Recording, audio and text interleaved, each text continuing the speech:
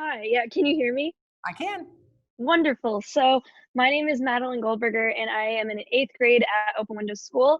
And my question is first responders are extremely critical during this time. They are at the greatest risk, and more are getting sicker. What is Washington State doing to protect these people, and how is Washington State making sure that we are not running out of personal protective equipment for these first responders?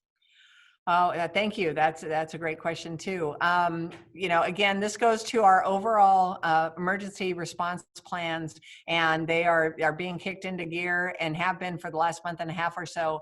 And the question you just asked is the same question every state in this country is asking, because we're all trying to get our hands on that equipment and make sure that our first responders are, because they're in. For those of you in Kirkland, know firsthand, we had the one facility that had the initial outbreak, and all of the first responders that went on that into that facility had to be quarantined for 14 days in that fire station because they were all exposed to COVID-19.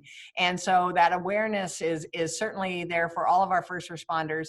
And I think really what they're looking towards too is the business community, corporations, and things to try to change their production facilities to be able to make masks that are the right, I can't think of it. I just completely forgot the number, but I know you all are saying it probably to your computers right now, the N95 or whatever.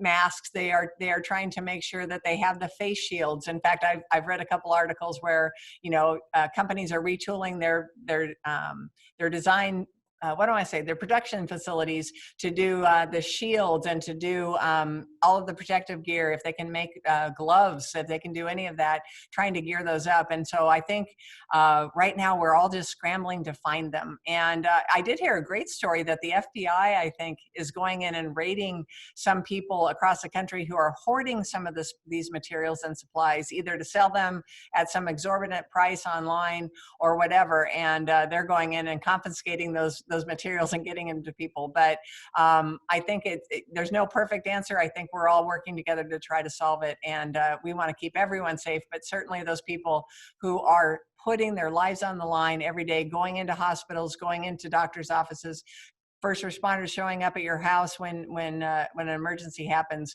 we have to protect those people too.